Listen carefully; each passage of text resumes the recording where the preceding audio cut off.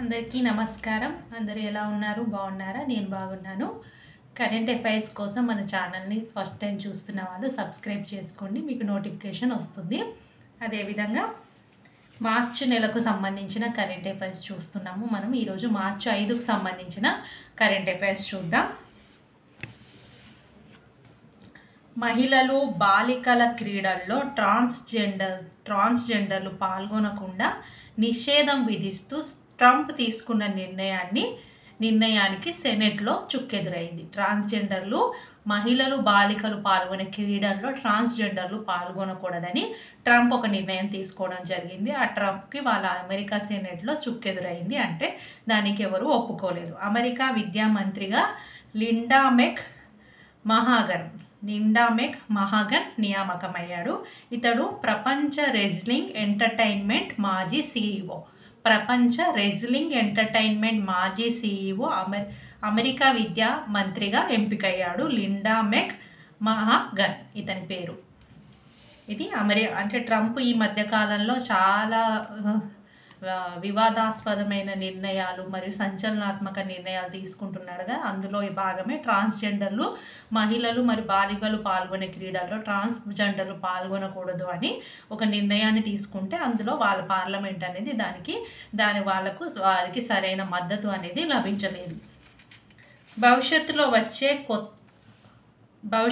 వచ్చే వరి కొత్త వంగడాలలో యూరియా వాడకం 50% తగ్గే అవకాశం ఉందని ఫిలిప్పీన్స్లోని అంతర్జాతీయ వరి పరిశోధన సంస్థ ఇరి అంటాము. ఇది మనకు ఫిలిప్పీన్స్లో ఉంది. ఈ పరిశోధనా విభాగం యొక్క డిప్యూటీ డైరెక్టర్ జనరల్ అయిన అజయ్ కోహ్లీ తెలిపారు. అంటే భవిష్యత్తులో వచ్చే కొత్త వరి వంగడాల్లో యూరియాను 50% తగ్గించవచ్చు అనే ఫిలిప్పీన్స్లో అంతర్జాతీయ వరి పరిశోధన సంస్థలో డిప్యూటీ డైరెక్టర్ జనరల్గా ఉన్న అజయ్ కోహ్లీ తెలిపారు. హైదరాబాద్లోని రాష్ట్ర వ్యవసాయ విశ్వవిద్యాలయంలో నిర్వహించిన భవిష్యత్తు బాగు కోసం వరి పరిశోధన జాతీయ సదస్సులో ఈయన ముఖ్య అతిథిగా పాల్గొన్నాడు. మన హైదరాబాద్లో నిర్వహించిన భవిష్యత్తు బాగు కోసం వరి పరిశోధన అనే జాతీయ సదస్సుకు ఈయన ముఖ్య అతిథిగా పాల్గొనడం జరిగింది. వరల్డ్ ఫుడ్ ప్రైజ్ అవార్డు గ్రహీత ఎవరు అంటే Samarendu Mahanti. World food prize award గ్రహీత ఇతను కూడా ఈ సదస్సులో పాల్గొనడం జరిగింది. అతని పేరు సమరేందు మహంతి. ఇది మన వరి వంగడాల గురించి దాని గురించి అజయ్ కోహ్లీ యొక్క అభిప్రాయం. సెర్బియా పార్లమెంటులో పొగ బాంబులు మండే స్వభావం కలిగిన ఇతర వస్తువులను విసిరి రణరంగంగా మార్చడం వల్ల కొందరికి తీవ్ర అస్వస్థత అనేది జరిగింది. ఇది సెర్బియా పార్లమెంట్లో జరిగిన ఒక చిన్న దుర్ఘటన. Geological survey of India GSI యొక్క 175 వసంతాలు పూర్తి చేసుకున్న సందర్భంగా కోల్కతాలో జరిగిన ఉత్సవాల్లో మన కేంద్ర మంత్రి అయిన కిషన్ రెడ్డి పాల్గొన్నాడు. జియోలాజికల్ సర్వే ఆఫ్ ఇండియా యొక్క అది 175 సంవత్సరాలు అనేది పూర్తి చేసుకుంది. ఆ కార్యక్రమం అనేది కలకత్తాలో జరిగింది. దానికి ముఖ్య అతిథిగా కేంద్ర మంత్రి అయిన కిషన్ రెడ్డి పాల్గొనడం జరిగింది. సోలార్ ప్యానెళ్ళు మొబైల్ బ్యాటరీలో తయారు చేయడానికి మనకు లిథియం అనేది అవసరం. ఈ డిమాండ్ను భారత్ భర్తీ చేసుకునే స్థాయికి చేరుకుంటుందని అతను వెల్లడించడం జరిగింది. లాటిన్ అమెరికాలోని అర్జెంటీనాతో కలిసి 5 లిథియం బ్లాకుల్లో GSI పనిచేస్తుంది. జియోలాజికల్ సర్వే ఆఫ్ ఇండియా అనేది లాటిన్ అమెరికాలోని అర్జెంటీనాతో కలిసి 5 లిథియం బ్లాకులతో ఈ GSI అనేది పనిచేస్తుంది. జియోలాజికల్ మ్యాపింగ్ జరిపిన దేశం అనేది ప్రపంచంలో భారత్ ఒకటేనని ఈ జియోలాజికల్ డైరెక్టర్ జనరల్ అయిన అసిత్ సాహా అన్నారు. జియోలాజికల్ మ్యాపింగ్ అనేది ఇంతవరకు ప్రపంచంలో ఏ దేశం కూడా జియోలాజికల్ మ్యాపింగ్ని రిలీజ్ చేయడం జరగలేదు. మన భారతదేశమే మొట్టమొదటిసారిగా జియోలాజికల్ మ్యాపింగ్ను రిలీజ్ చేసింది అని GSI geological survey of India director general అయిన అసిత్ సాహా వివరించడం జరిగింది. అదేవిధంగా ఈ కార్యక్రమంలో కోల్ ఇండియా CMD కూడా పాల్గొనడం జరిగింది. అతని పేరు PM ప్రసాద్. ఇది జియోలాజికల్ సర్వే యొక్క 175వ వసంతోత్సవం. దానికి కిషన్ రెడ్డి పాల్గొనడం. ఎన్నో వసంతోత్సవం అంటే 175వ వసంతోత్సవం ఎక్కడ జరిగింది అంటే కోల్కత్తా. మరియు అందులో లిథియం గురించి, లిథియం అనేది మనకు బ్యాటరీలలో, సోలార్ విద్యుత్తులో విరివిగా ఉపయోగిస్తున్నారు. లిథియం కొరత అనేది మన భారతదేశానికి ఉంది. దాన్ని వేరే దేశాల నుంచి దిగుమతి చేసుకుంటుంది. ఆ కొరతను త్వరలోనే తీర్చుకుంటామని కేంద్ర మంత్రి అయిన కిషన్ రెడ్డి వెల్లడించడం జరిగింది ఈ సదస్సులో. బెల్జియం రాకుమారి ప్రిన్సెస్ ఆస్ట్రిడ్తో పీఎం సమావేశమయ్యారు. మన ప్రధాని మోడీ బెల్జియం రాకుమారి అయిన ప్రిన్సెస్ ఆస్ట్రిడ్తో, ఆమె మన బెల్జియం రాకుమారి మన ఇండియాకు వచ్చిన సందర్భంగా ఆమెతో ప్రధాని మోడీ సమావేశమయ్యారు. ఇరు దేశాల మధ్య ద్వైపాక్షిక వాణిజ్య పెంపుదల, పెట్టుబడుల ద్వారా సహకారం అందించడానికి ఉద్దేశించిన ఒక ఆర్థిక సహకార మిషన్లో భాగంగా బెల్జియం రాకుమారి భారత్ను సందర్శించడం జరిగింది. నెక్స్ట్ 2050 నాటికి దేశంలో 44 కోట్ల మంది ఉబకాయలు ఉంటారని, అందులో 21 కోట్ల మంది పురుషులు మరి 23 కోట్ల మంది స్త్రీలు ఉండే అవకాశం ఉందని భారత వైద్య పరిశోధనా మండలి ICMR మరియు గ్లోబల్ బుల్డెన్ డిసీజ్ GBD సంస్థలకు చెందిన అంతర్జాతీయ పరిశోధకులు 2021లో ఈ అధ్యయనాన్ని నిర్వహించారు. 2021లో నిర్వహించిన అధ్యయనం ప్రకారం 2050 నాటికి మొత్తం మన దేశంలో 44 కోట్ల మంది ఉబకాయులుగా అయ్యే అవకాశం ఉందని వీళ్ళు ఒక నివేదిక ఇవ్వడం జరిగింది. అందులో ఈ మొత్తం 44 కోట్లలో ఫస్ట్ ప్లేస్లో మొత్తం ప్రపంచంలో తీసుకుంటే మొదటి స్థానంలో చైనా ఉంది, రెండో స్థానంలో ఇండియా ఉంది. అదే 5 నుంచి 14 సంవత్సరాల వయసులో ప్రపంచం మొత్తంలో 18 కోట్ల మంది ఉబకాయలుగా అయ్యే అవకాశం ఉంది.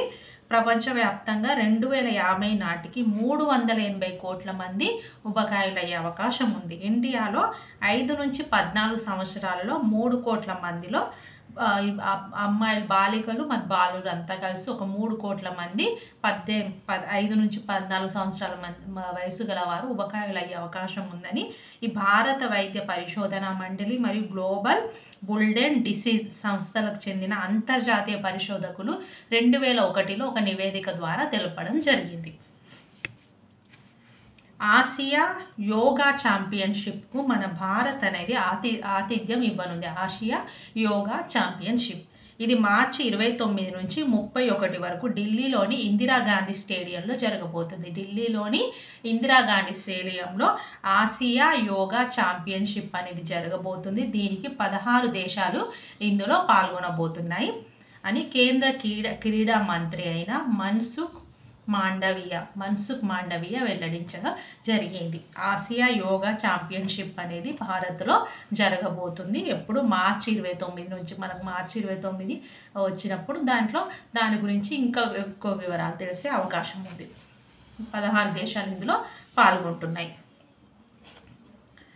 వంతారా కేంద్రం ప్రారంభోత్సవంలో మోడీ పాల్గొనడం జరిగింది. అసలు ఈ వంతారా కేంద్రం అంటే ఏంటి, అది దేనికి సంబంధించింది అనేది చూద్దాం.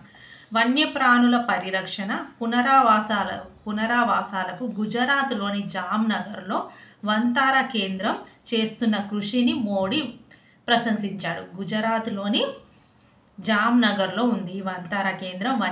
వన్యప్రాణుల యొక్క పరిరక్షణ మరియు వాటి పునరావాసాలకు సంబంధించింది. జామ్నగర్లోని రిప్లైనరీ కాంప్లెక్స్ రిలయన్స్ ఇండస్ట్రీస్ 3000 ఎకరాల్లో విస్తరించిన వంతారాను మోడీ సందర్శించారు. ఇది ఎవరికి సంబంధించింది?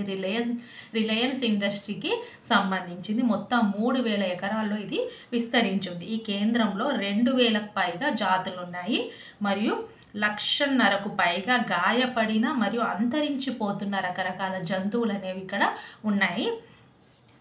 ఆ సందర్భంలో అక్కడ ఎన్నో వన్యప్రాణులను వాటితో కలిసి మన మోడీ ఫోటో దిగినవి కూడా అనేక వేదిక పోస్ట్ చేయడం జరిగింది. ఇది రిలయన్స్ వారికి సంబంధించిన వంతారా వన్యప్రాణుల సంరక్షణ కేంద్రం. అంటే ఇది ఒక ప్రైవేటు కేంద్రం. అదేవిధంగా మన తెలంగాణకు సంబంధించిన న్యూస్ మీకు తెలిసే ఉంటుంది. దేశంలోనే మొదటిసారిగా ఒక మహిళా సంఘాలకు అద్దె బస్సులను ఇవ్వడం అనేది మన దేశంలో మొదటిసారిగా తెలంగాణ రాష్ట్రమే ప్రవేశపెట్టింది. దేశంలో తొలిసారిగా మహిళా సమైక్యలకు ఆర్టీసీ అద్దె బస్సులను పంపిణీ చేయనున్న తెలంగాణ సర్కారు మొదటి విడతగా 150 బస్సులను కొనుగోలు చేసింది. అంటే ఒక్కొక్క మహిళా సంఘానికి ఒక్కొక్క బస్సు చొప్పున అద్దె బస్సులను ఇస్తారు. వాటికి సంబంధించిన కొంత అమౌంట్ అనేది మన రాష్ట్ర ప్రభుత్వం అనేది మహిళా సంఘాల తరపున చెల్లిస్తుంది. వారికి ఉపాధి కల్పించాలి, వాళ్ళకు కూడా కొంత అమౌంట్ అందించాలనే ఉద్దేశంతో ఈ పథకాన్ని సీఎం రేవంత్ రెడ్డి తీసుకురావడం జరిగింది. మహిళా సమైక్యాలకు ఆర్టీసీ అద్దె బస్సులను ఇచ్చే పథకం ఇది ఇప్పటి వరకు మార్చి 5 వరకు ఉన్న కరెంట్ అఫైర్స్. ఓకేనా. ఇందులో ఒక చిన్న బిట్ ఉంది. జిఎస్టీ స్థూల వసూళ్లు, మన ఎకానమీకి సంబంధించిన కొన్ని అప్డేట్స్ అనేవి ఉంటూ ఉంటాయి. అవన్నీ మధ్య మధ్యలో చూసుకుంటూ ఉండండి. జిఎస్టీ స్థూల వసూళ్లు 2025 ఫిబ్రవరిలో 9.1% పెరిగి 1.84 లక్షల కోట్లకు చేరాయి. జిఎస్టీ యొక్క స్థూల వసూళ్లు 2025 ఫిబ్రవరిలో 9.1% పెరిగినాయి. అది అమౌంట్లో అయితే 1.84 లక్షల కోట్లకు చేరాయి. దేశీయ వినియోగం పెరగడమే దీనికి కారణం. దేశీయంగా వినియోగం అనేది పెరగడం అనేది ఈ పెరుగుదలకు 9.1% పెరుగుదల చూపించింది ఫిబ్రవరి నెలలో. దానికి కారణం ఏంటిదంటే దేశీయంగా వినియోగం అనేది పెరగడం. దేశీయ లావాదేవీల ద్వారా జిఎస్టీ వసూళ్లు 10.2% అధికమై 1.42 లక్షల కోట్లుగా, దిగుమతులపై జిఎస్టీ ఆదాయం 5.4% పెరిగి 41.702 కోట్లుగా నమోదయ్యాయి. దిగుమతులపై మరియు జిఎస్టీ వసూలు దేశీయంగా కూడా ఇవి కూడా పెరుగుదల చూపించాయి. దేశీయంగా జిఎస్టీ వసూలు 10.2% పెరుగుదల చూపిస్తే దిగుమతులపై జిఎస్టీ ఆదాయం 5.4%గా పెరుగుదల చూపించింది. కేంద్ర జిఎస్టీ అనేది సెంట్రల్ జిఎస్టీ సిజిఎస్టీ 35,204 కోట్లు కాగా రాష్ట్రాల జిఎస్టీ 43,707 కోట్లుగా ఉంది. అంటే రాష్ట్రాల జిఎస్టీనే కేంద్ర జిఎస్టీ కన్నా ఎక్కువగా ఉంది. అదేవిధంగా మన ఇండియా మొత్తం జిఎస్టీ ఎంత అంటే 90,870 కోట్లు. ఇది మనకు ఫిబ్రవరి నెల తర్వాత రిలీజ్ అయిన జిఎస్టీ వసూలు, వాటి యొక్క వివరాలు. అదేవిధంగా పరిహారం సెన్స్ అనేది 13.868 కోట్లుగా నమోదైంది. పరిహారం సెన్స్ అనేది 13.868 కోట్లుగా నమోదైంది. ఇది మన ఫిబ్రవరి నెలకు సంబంధించిన ఫిబ్రవరిలో జిఎస్టీ మొత్తం ఇయర్లో మనకు ఫిబ్రవరి వరకు ఎంత జిఎస్టీలు రాష్ట్రాలు మరియు మన దేశము కలిపి ఎంత జిఎస్టీని వసూలు చేశాయి అనేవి ఇవి జిఎస్టీకి సంబంధించిన వివరాలు, ఎకానమీకి సంబంధించిన ఒక అప్డేట్ అన్నమాట. ఇది ఇప్పటి వరకు ఉన్న కరెంట్ అఫైర్స్, మార్చి 5కు సంబంధించిన current affairs. Thank you for watching.